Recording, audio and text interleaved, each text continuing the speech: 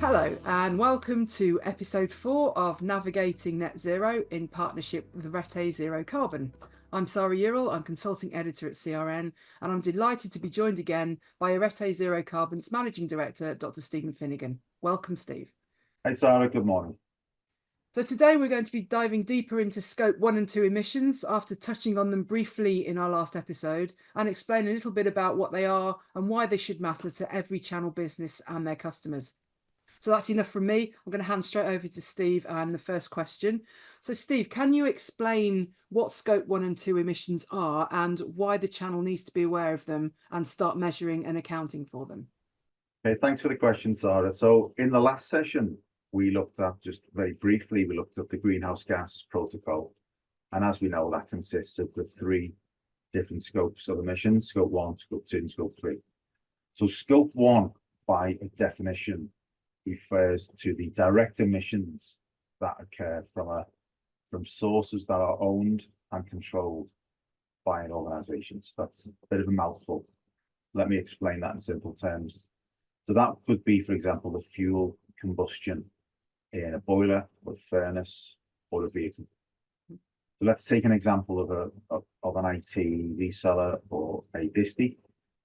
A Scope 1 emission in that case could then be linked to, say, natural gas that is consumed, burnt within a boiler for central heating. It could be fuel, so petrol or diesel, that's used in company cars that are owned or leased by the business. But it could even be, take another example, it could be forklift trucks that are run within a warehouse that are powered by LPG or liquefied petroleum gas. So again, just to repeat, it's any direct emission that occurs from these sources of fuels. That's the best way to think about Scope 1. Scope 2 is an indirect emission, and that occurs from the purchase of electricity or the purchase of steam or heat or cooling for a facility. So taking our same example of a distie reseller, that would be the electricity that they procure from an external source, and they'll procure that from the grid. Now, there's two simple methods of calculation for Scope 2, and without getting too much into the weeds on this, there's one called location-based and one called market-based. And what companies tend to do is report on both methods. Location-based being, what location are you in? So if we have again, to use our example, if we have a distie or a reseller based in the UK, then they'll use the location-based or the emissions that relate to the UK. Market-based is where they are buying energy from a provider, and that provider will say, well, actually, all of our energy comes from an offshore wind farm in Norway or France, or we're using this or we're using that. So it's slightly different. So companies tend to report on both. Let's just very briefly touch on Scope 2 and electricity. So if I share my screen, this is a live energy dashboard for the UK market. You can just refresh the page. So at 10:05 today, we generated just shy of 10% of electricity comes from fossil fuels, 50% from renewables, 30% from low carbon sources, which is essentially nuclear power, and then other. So at any point in time, if we're purchasing electricity from the grid, we'll have an emission, we'll have a factor. So if you buy 1 kilowatt hour of electricity now from the UK grid, you are indirectly emitting 51 grams of CO2 for every kilowatt you buy. So that would be your Scope 2 carbon footprint. There's maps like this, it's quite interesting. So this is a global map. You can zoom in and out and pan around, and it gives you the energy intensity. So we're 131 grams according to this, and we are importing from France live. We are exporting to Belgium. If you look at other countries like Poland, they're 828 grams of CO2. we can use maps like this and we can understand our energy mix, and that all comes into this equation of scope 2. So it's actually greener to buy electricity from France than what it is from the UK, because the carbon intensity figure is much lower because they're using more nuclear. Wow. Okay. Is that a link people can access Yeah, anywhere? they're just live, just live links. So, but it's I think it's really important, instead of just people reporting on scope 1 and scope 2, to understand what they're reporting on and why they're reporting on it, really. And that's why it's important for the channel, because we need to really understand what we're doing. And if you've got multiple locations across the world, then why are our scope 2 emissions could be a lot higher and a lot lower. We could use the same amounts of energy, but we're in a different location around the world, so the figures change. It's also worth noting, it's a very, very long-winded answer to a simple question, Sarah, but it's important. So as time goes on, depending upon the country you're working in, they'll have a decarbonisation roadmap to get to net zero. So you could argue that, well, we're in 2024 now. If we stay in the UK, our emissions are going to get lower and lower and lower as time continues. So that needs to be factored in as well. Yeah. So sorry for a very long-winded answer. It's needed. At least there weren't any acronyms in it this time, which is good. Yeah, no. Yeah. So, I mean, what are some of the easy steps firms can take to reduce their emissions that won't break the banks? I know money's a big concern for a lot of people, and you know, they haven't got the cash to spare. And where should they start? So we've just seen the different intensity ratios across different countries, what that means. So the first step in this is to measure energy use, is to accurately measure how much gas am I using, how much electricity am I purchasing, and even that simple step, you know, with all the companies we've worked with over the years, even that can be quite difficult, quite demanding, because they'll have an energy supplier or energy broker, and they could be in a rented building, and it's just a service charge. They don't know what it is. The first thing is to measure it. And the next bit really is to then use the appropriate conversion factors to find out what that carbon footprint is. Typically, after those two steps, you'll have some form of pie chart or bar graph, which will highlight to you which are the most intensive areas and the least intensive areas. Then we move into the simple steps. What can we do? And everything is a cost benefit analysis. The first thing is, it's pretty obvious, but I'll say it anyway, is just use less. But we don't know how much less we need to use unless we know the size of the problem. So we have to just use less. So that's our very first and simplest, most cost-effective way, is to think of ways in which we can use less. And that could be that, you know, during COVID, for example, everyone's working from home. There was less used in the office, but maybe more used at home, so it gets a little bit tricky there. But essentially, we have to think about how we use less.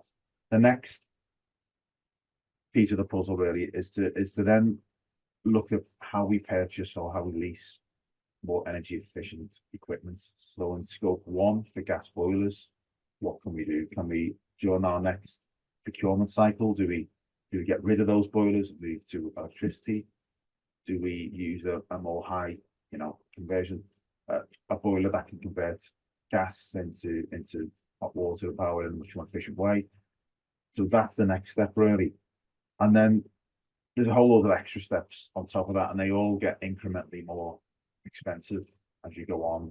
So step 3, for example, would be to look at self-generating electricity instead of buying it from the grid. The obvious things like solar and battery, everything else. But there's a whole range of different steps to go through. And if you do any searching online, or you'll see that it's quite common now what these steps are and how they can do. But that ultimately the first step is to measure, then monitor, and then reduce. Makes sense. So once they've done those first steps, what else can they do? And will they need to allocate a lot of resources to it as well? So we see this a lot, Sarah. We see companies that they've done, they've got on top of their energy, they've got on top of the carbon footprint. They know how much they are using. They have a plan for the next 12 months, what they'll do. Some say we've got a plan for the next 5 years, some even longer, 10 years. Having a plan is a fantastic start, but it's implementing that plan becomes a real hassle. And there's something called, I'm going to use another acronym here, so because we love acronyms, something called a SIP, the Continuous Improvement Plan. It's what they use in manufacturing and lean type processing. But the answer to the question is it doesn't stop. It's always iterative. We're always looking at how we continuously improve. And it is, like I mentioned for the second question, it's a cost benefit analysis. You have to do feasibility studies. You have to look at your individual business. And what would work for one company may not work for the next. We've had examples whereby we've had an energy manager or a facilities manager who's looked at a certain type of technology, say solar. At that time, it's been not worth it. 15-year payback, 20-year payback. They look at it again now. It's reduced to a 3-4-year payback. So it can be resource intensive. You do need someone within the business to sort of champion this.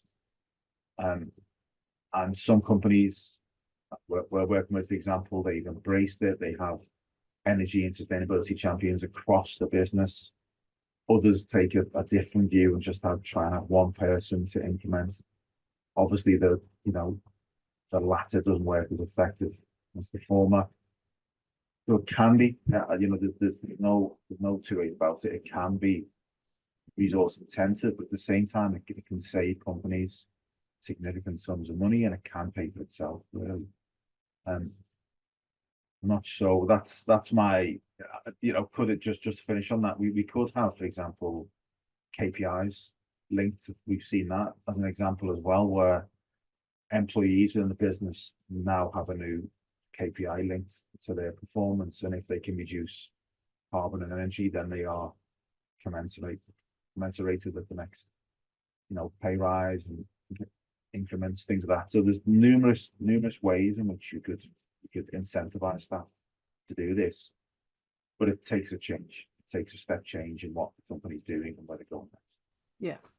Yeah, it's a big thing, but it's got to be done, hasn't it? Can't avoid it. Yeah. So, I mean, obviously we talk about legislation a lot, but is there any new legislation or developments coming out around Scope 1 and 2 that the channel and their customers should be aware of?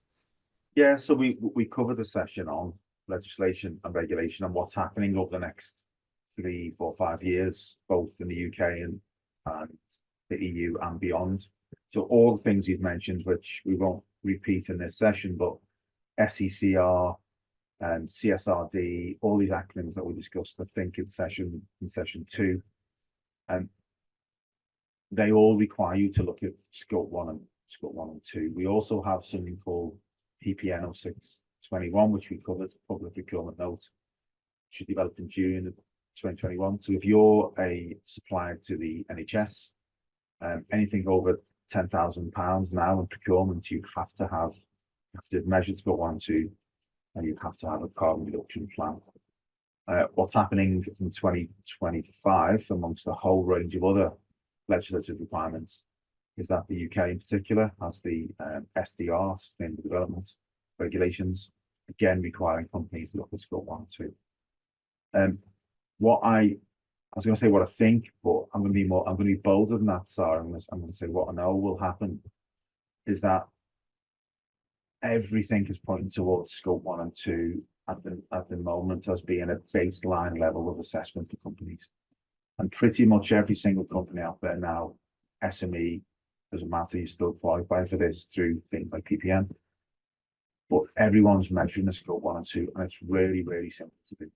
You could measure it within, I'd say within a couple of days, you could have your Scope 1 and 2 carbon footprint done if you know where you're looking and what you're doing. I'm going to put a cynical hat on now, Sarah, just to finish. And what I think is happening is, I think lawmakers, governments, across the world are looking at scope 1 and 2 as the forerunner for a much larger exercise, which is scope 3. And I think they're getting used to companies reporting on scope 1 and 2 as part of their counting financial returns, as part of the director's report every year. So that's what I know is happening, is that governments are getting everyone ready by starting with scope 1 and 2, and then they will expand it out to what we'll talk about next time, which is the much wider scope 3. And we've already seen this in play, because PPN 0621 now requires companies to look at scope 1 and 2 and 5 elements of scope 3. Well, why not all 15 elements of scope 3? Well, because the 5 they've chosen are quite easy to do. So they're slowly introducing this, and that's what I know will happen, is that everyone 1, 2, and 3. The US, we've mentioned with the SEC, quite far behind in this, but even they've announced that in 2025, not in all states, of course, but companies don't have to look at scope 1 and 2. So again, bit of a long-winded answer, but that's where we are there too. Yeah, but it's like you said, this is really going to make the difference between winning and losing business, isn't it, in the future? 100%, 100%. And I think, well, I know everyone has to do scope 1 and 2, otherwise you will not be able to bid for work. You won't be able to. We've met up with companies last week who have been asked in their supply chain to, can you give us your scope 1 and 2 footprint? And they said, well, actually, the last time we did this was in 2021. So, well, we need the numbers for 22, 23, and this half of 24. Will we see a situation where it's live? Will we see a situation where companies are listed on a website like the SBTI that companies have to report on their live emissions? Yeah, probably. But will AI come in, which will help to do all of this, and everyone's disclosing? Yes, absolutely. That's how I'll see the market going. Wow, serious stuff. Well, we've come to the end again. I can't believe how quickly it goes. Next time, we'll be tackling the whopping subject of scope 3, which is a pretty chunky subject, I do believe. As ever, we want this to be interactive. So if you've got any questions you want to ask for Steve, then please do get in touch and let us know. Equally, if there's some subjects that you want us to cover that we haven't yet, again, just get in touch and drop us a line, and we'll hopefully include it in one of our upcoming episodes. And just to finish, Sarah, as well, just to say, I mean, this, for people who haven't yet looked at scope 1 and 2, which you very much doubt, I think most companies have. But as I mentioned earlier, it's really simple to do.